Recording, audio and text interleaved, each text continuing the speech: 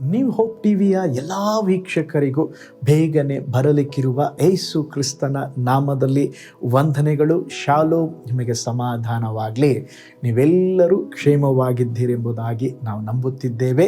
ಈ ದೈನಂದಿನ ಈ ನಿರೀಕ್ಷೆಯ ವಾಕ್ಯಗಳು ನಿಮಗೂ ನಿಮ್ಮ ಕುಟುಂಬಕ್ಕೂ ಆಶೀರ್ವಾದವನ್ನು ತರುತ್ತಾ ಇರುವುದು ಬಹಳ ಒಂದು ಒಳ್ಳೆಯ ಸಂತೋಷದ ವಿಷಯ. ದೇವರು ಇನ್ನೂ ಹೆಚ್ಚಾಗಿ ಆಶೀರ್ವಾದ ಮಾಡಲಿ. ಪ್ರತಿ ದಿವಸ ಈ ವಾಕ್ಯವನ್ನು ಕೇಳಿರಿ, ಅದು ಮಾತ್ರವಲ್ಲ ಇತರರೊಂದಿಗೆ ಹಂಚಿಕೊಳ್ಳ್ರಿ. ಕರ್ತನ ನಿಮ್ಮನ್ನು ಆಶೀರ್ವಾದ ಮಾಡಲಿ. ಈ ದಿನ ದೇವರ ವಾಕ್ಯದ ಧ್ಯಾನಕ್ಕಾಗಿರುವಂಥ ವಿಷಯ, ಗಾಳಿಯೂ ಇಲ್ಲ ಮಳೆಯೂ ಇಲ್ಲ, ಆದರೂ ದೇವರ ಅದ್ಭುತ. ಅದಕ್ಕೆ ಆಧಾರವಾಗಿ 2 ಅರಸಗಳು 3ನೇ ಅಧ್ಯಾಯ 17ನೇ ವಚನ. ಗಾಳಿ ಮಳೆಗಳು ಕಾಣದಿದ್ದರೂ ಇದು ನೀರಿನಿಂದ ತುಂಬುವುದು, ನೀವು ನಿಮ್ಮ ಕುರಿ ದನಗಳು ಎಲ್ಲ ಪಶುಗಳು ಕುಡಿಯಬಹುದು ಎಂಬುದಾಗಿ ಯೆಹೋವನು ಅನ್ನುತ್ತಾನೆ. ಪ್ರೀತಿಯುಳ್ಳ ದೇವಜನರೇ, ಕೆಲವೊಮ್ಮೆ ನಮ್ಮ ಜೀವನದಲ್ಲಿ ಎಲ್ಲ ಬಾಗಿಲುಗಳು ಮುಚ್ಚಲ್ಪಟ್ಟಂಥ ಬಾಗಿಲಾಗಿ ಕಾಣಿಸಿಕೊಳ್ಳುತ್ತದೆ. ಸಹಾಯ ಕಾಣುವುದಿಲ್ಲ, ಪರಿಹಾರ ಕಾಣುವುದಿಲ್ಲ, ದಾರಿ ಕಾಣುವುದಿಲ್ಲ. ಅಂಥ ಸಮಯದಲ್ಲಿ ದೇವರು ನಮ್ಮನ್ನು ನೋಡಿ ಹೇಳುತ್ತಿದ್ದಾರೆ, ಗಾಳಿ ಇಲ್ಲದಿದ್ದರೂ ಮಳೆ ಇಲ್ಲದಿದ್ದರೂ ನಾನು ನಿನ್ನ ಜೀವನದಲ್ಲಿ ಅದ್ಭುತವನ್ನು ಮಾಡುತ್ತೇನೆ. ಕೆಲವು ಸಾರಿ ದೇವರ ಕೆಲಸ ಮನುಷ್ಯನು ಅರ್ಥ ಮಾಡಿಕೊಳ್ಳಲಿಕ್ಕೆ ಸಾಧ್ಯವಿಲ್ಲ ರೀ. ದೇವರು ಅಸಾಧ್ಯತೆಯ ಮಧ್ಯದಲ್ಲಿ ಕೂಡ ಅವರು ಮಾರ್ಗವನ್ನು ತೆರೆಯುವ ದೇವರಾಗಿದ್ದಾರೆ. ಈ ವಾಕ್ಯ ಭಾಗದ ಹಿನ್ನೆಲೆ ನೀವು ನೋಡಬೇಕಾದ್ರೆ, ಇಸ್ರಾಯೇಲರ ಅರಸರು ಅರಣ್ಯದಲ್ಲಿ ನೀರಿಲ್ಲದೆ ಸಂಕಟಕ್ಕೆ ಸಿಲುಕಿದಾಗ ಅವರು ಪ್ರವಾದಿಯಾದ ಎಲೀಷನ ಬಳಿಗೆ ಹೋಗುತ್ತಿದ್ದಾರೆ. ಆಗ ಎಲೀಷನು ಹೇಳ್ತಾ ಇದ್ದಾನೆ, ನೀವು ಹಳ್ಳದಲ್ಲಿ ಗುಂಡಿಗಳನ್ನು ತೋಡ್ರಿ, ದೇವರು ನಿಮಗೆ ಆ ಗುಂಡಿಗಳಲ್ಲಿ ನೀರನ್ನು ಕೊಟ್ಟು ಆಶೀರ್ವಾದ ಮಾಡ್ತಾರೆ. ಅವರಿಗೆ ಅರ್ಥ ಆಗಲಿಲ್ಲರಿ. ಏಕೆಂತ ಹೇಳಿದ್ರೆ, ಗುಂಡಿಗಳು ಅವು ತುಂಬಬೇಕಂತ ಹೇಳಿದ್ರೆ ಒಂದು ಮಳೆ ಇರಬೇಕು, ಇಲ್ಲಾಂದರೆ ಏನಾದರೂ ಒಂದು ಅಲ್ಲಿ ಮೋಡ ಇರಬೇಕು. ಅದರಲ್ಲಿ ದೇವರು ಹೇಳ್ತಾ ಇದ್ರೆ, ನೀವು ಮಳೆ ಕಾಣದಿದ್ದರೂ ಮೋಡವನ್ನು ಕಾಣದಿದ್ದರೂ ನಾನು ಗುಂಡಿಗಳನ್ನು ತುಂಬಿಸುತ್ತೇನೆ. ಅವರಿಗೆ ಆಶ್ಚರ್ಯವಾಯಿತು, ಇದು ಹೇಗೆ ನಡೀತದೆ, ಹೇಗೆ ಸಂಭವಿಸ್ತದೆ ಎಂಬುದಾಗಿ. ಆದರೆ ದೇವರು ಅದ್ಭುತವಾದ ರೀತಿಯಲ್ಲಿ, ಓ ಸ್ತೋತ್ರ, ಆ ಬೆಳಿಗ್ಗೆ ಆಗುವುದರೊಳಗೆ ನೀರು ಹರಿದು ಬಂದು ಅವರು ತುಂಬಿದ ಆ ಗುಂಡಿಗಳೆಲ್ಲ ತುಂಬಿ ಹೋಯ್ತಂತೆ.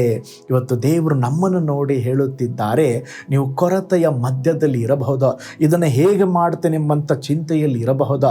ದೇವರು ಹೇಳುತ್ತಾ ಇದ್ದಾರೆ, ನಾನು ನಿನ್ನ ಜೀವಿತದಲ್ಲಿ ಅದ್ಭುತವನ್ನು ಮಾಡುತ್ತೇನೆ. ಚಾರುತ್ತಿದೆ ವಿಧಿವೆ, ಮನೆಯಲ್ಲಿ ಸ್ವಲ್ಪ ಹಿಟ್ಟು ಇತ್ತು, ಅದನ್ನು ಕೊನೆಯ ರೊಟ್ಟಿ ಮಾಡಿಕೊಂಡು ತಿಂದು ಸತ್ತು ಹೋಗ್ಬೋಡೋಣ. ಆದರೆ ದೇವರು ಅವಳ ಮನೆಯಲ್ಲಿ ಒಂದು ಅದ್ಭುತವನ್ನು ಮಾಡಿದರು.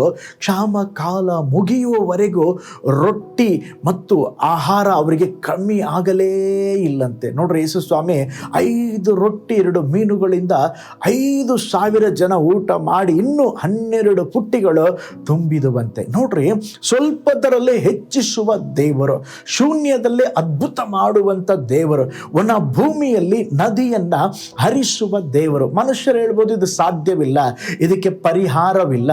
ಆದರೆ ದೇವರು ಹೇಳ್ತಾರೆ, ಮಗನೇ ಮಗಳೇ, ನಾನು ನಿಮಗೋಸ್ಕರ ಹೊಸ ದಾರಿಯನ್ನು ತೆರೆಯುತ್ತೇನೆ. ನಿಮ್ಮ ಜೀವಿತದಲ್ಲಿ ಆರ್ಥಿಕ ತೊಂದರೆ ಇರಬಹುದು, ಆರೋಗ್ಯ ಸಮಸ್ಯೆ ಇರಬಹುದು, ಕುಟುಂಬದಲ್ಲಿ ಅನೇಕ ವಿಧವಾದ ಹೋರಾಟಗಳಲ್ಲಿ ಹಾದು ಹೋಗುತ್ತಿರಬಹುದು. ದೇವರು ಹೇಳುತ್ತಿದ್ದಾರೆ, ಗಾಳಿ ಇಲ್ಲದಿದ್ದರೂ ಮಳೆ ಇಲ್ಲದಿದ್ದರೂ ನಾನು ನಿಮಗಾಗಿ ಒಂದು ಆಶೀರ್ವಾದದ ನದಿಯನ್ನು ಹರಿಸಬಲ್ಲೆನು ಎಂಬುದಾಗಿ. ಓ ಸ್ತೋತ್ರ, ದೇವರು ನಾವು ಯೋಚಿಸುವುದಕ್ಕಿಂತ ಮಿಗಿಲಾಗಿ ಆಶೀರ್ವದಿಸುವ ದೇವರು. ನಮ್ಮ ಕೊರತೆಯನ್ನು ಅವರು ನೀಗಿಸಿ ಸಮೃದ್ಧಿಪಡಿಸುವಂಥ ದೇವರು.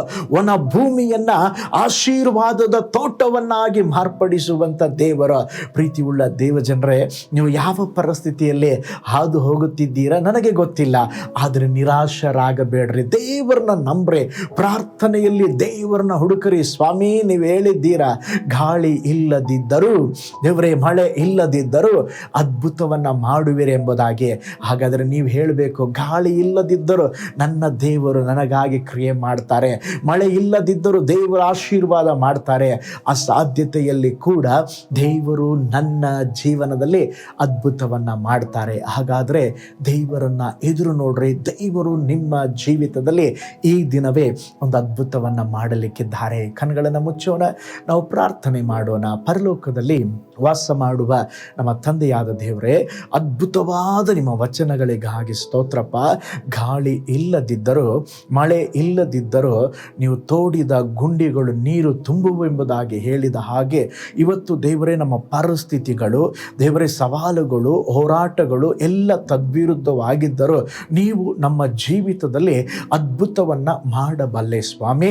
ದೇವರೇ, ಯಾರೆಲ್ಲ ಕುಟುಂಬಗಳ ಸಮಸ್ಯೆಗಳಲ್ಲಿ ದೇವರೇ, ಆರ್ಥಿಕವಾದ ಹಣದ ತೊಂದರೆಯಲ್ಲಿ ಸಿಕ್ಕಿ ಒದ್ದಾಡುತ್ತಿದ್ದಾರೋ, ಇನ್ನು ನನಗೆ ಇದರಲ್ಲಿ ಬಿಡುಗಡೆ ಇಲ್ಲವಾ, ಅದ್ಭುತ ನಡೆಯೋದಿಲ್ವಾ, ಯಾವುದೇ ಅದ್ಭುತದ ಸೂಚನೆ ನಾನು ಕಾಣುತ್ತಾ ಇಲ್ಲ ಎಂಬುದಾಗಿ ಎದುರು ನೋಡುತ್ತಾ ಇದ್ದಾರೋ, ಒಬ್ಬೊಬ್ಬರ ಜೀವಿತದಲ್ಲಿ ದೇವರೇ ನೀವು ಅದ್ಭುತವನ್ನು ಮಾಡ್ರಿ ಎಂಬುದಾಗಿ ನಾನು ಪ್ರಾರ್ಥಿಸ್ತೇನೆ ಸ್ವಾಮಿ.